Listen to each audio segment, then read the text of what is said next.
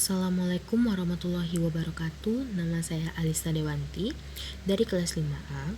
Saya akan menjelaskan tentang standar penilaian pendidikan. Pasal 1.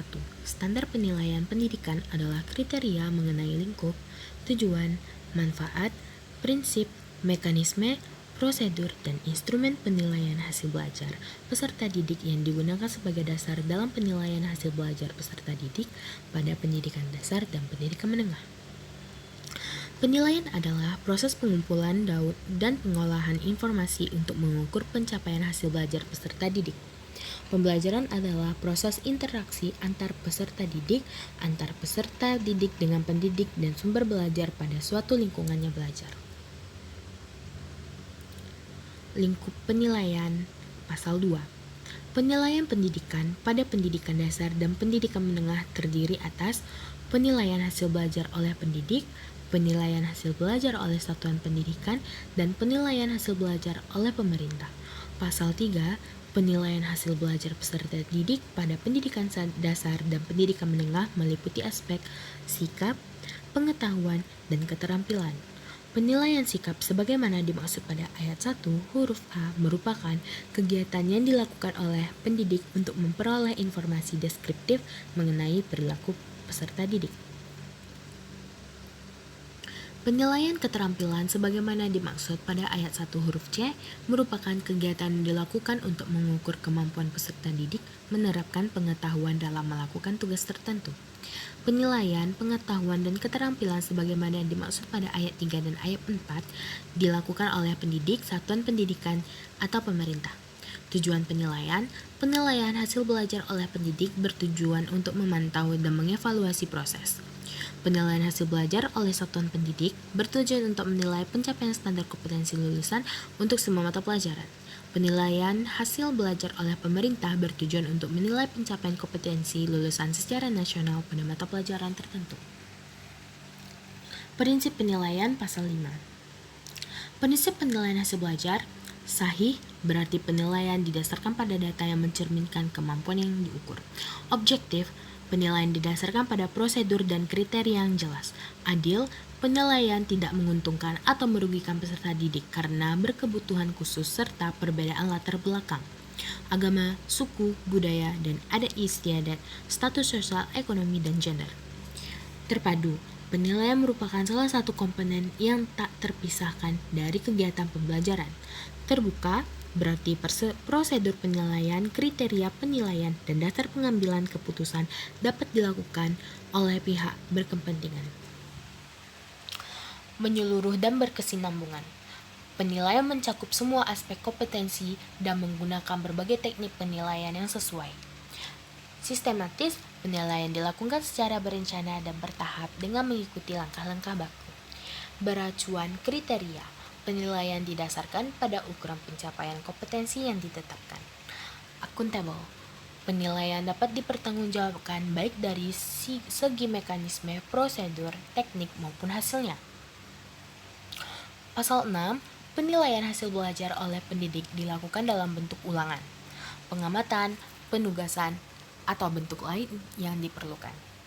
Penilaian hasil belajar oleh pendidik digunakan untuk mengukur dan mengetahui pencapaian kompetensi peserta didik, memperbaiki proses pembelajaran, dan menyusun laporan kemajuan hasil belajar harian, tengah semester, semester, akhir tahun, atau kenaikan kelas. Pemanfaatan hasil penilaian oleh pendidik sebagaimana yang dimaksud pada ayat 2 diatur lebih lanjut oleh Direktorat Jenderal terkait. Pasal 7. Penilaian hasil belajar oleh satuan pendidikan dilakukan dalam bentuk ujian sekolah atau madrasah. Dalam rangka perbaikan dan atau penjaminan mutu pendidikan sebagaimana yang dimaksud pada ayat 3, satuan pendidikan menetapkan kriteria ketuntasan minimal serta kriteria dan atau kenaikan kelas peserta didik. Pasal 8. Penilaian hasil belajar oleh pemerintah dilakukan dalam bentuk ujian nasional dan atau bentuk lain yang diperlukan. Pasal 9. Perancangan strategi penilaian oleh pendidik dilakukan pada saat penyusunan rencana pelaksanaan pembelajaran berdasarkan silabus. Penilaian aspek sikap dilakukan melalui observasi. Penilaian aspek pengetahuan dilakukan melalui tes tertulis, tes lisan, dan penugasan. Penilaian keterampilan dilakukan melalui praktek, produk, dan proyek portofolio. Peserta didik yang belum mencapai KKM satuan pendidikan harus mengikuti pelajaran remedi dan hasil penilaian pencapaian pengetahuan dan keterampilan peserta didik disampaikan dalam bentuk angka atau terdeskripsi. Ketentuan lebih lanjut tentang mekanisme penilaian oleh pendidik diatur dalam pedoman yang disusun oleh Direktorat Jenderal terkait berkoordinasi dengan Badan Penelitian dan Pengembangan Kementerian. Pasal 10, mekanisme penilaian hasil belajar oleh satuan pendidikan, penetapan KKM, penilaian hasil belajar oleh satuan pendidik, penilaian pada akhir jenjang pendidikan, laporan hasil penilaian pendidikan pada akhir semester, kenaikan kelas dan kelulusan peserta didik. Ketentuan lebih lanjut tentang mekanisme penilaian oleh satuan pendidikan diatur dalam pedoman yang disusun oleh Direktorat Jenderal terkait berkoordinasi dengan Badan Penelitian dan Pengembangan Kementerian. Pasal 11, mekanisme penilaian hasil belajar oleh pemerintah. Penilaian hasil belajar oleh pemerintah dilakukan dalam bentuk ujian nasional, penyelenggaraan oleh Badan Standar Nasional Pendidikan. Hasil UN disampaikan pada peserta didik dalam bentuk sertifikat hasil UN. Hasil UN disampaikan pada satuan pendidikan untuk dijadikan masukan dalam perbaikan proses pembelajaran. Hasil UN disampaikan kepada pihak-pihak yang berkepentingan sebagai dasar untuk pemetaan mutu program. Bentuk lain penilaian hasil belajar oleh pemerintah dapat dilakukan dalam bentuk survei. Bentuk lain penilaian hasil belajar oleh pemerintah diatur dengan peraturan menteri. Pasal 12, penilaian aspek sikap dilakukan melalui tahapan mengamati perilaku peserta didik, mencatat perilaku peserta didik, menindaklanjuti hasil pengamatan, mendeskripsikan perilaku peserta didik. Penilaian aspek pengetahuan dilakukan melalui tahapan menyusun perencanaan penilaian, mengembangkan instrumen penilaian, melaksanakan penilaian, memanfaatkan hasil penilaian, dan melaporkan hasil penilaian. Pasal 13, prosedur penilaian proses belajar dan hasil belajar oleh pendidik dilakukan dengan urutan, menetapkan tujuan penilaian, menyusun kisi-kisi, membuat instrumen, melakukan analisis kualitas instrumen, melakukan penilaian, mengolah, melaporkan hasil penilaian, memanfaatkan lapor hasilan penilaian.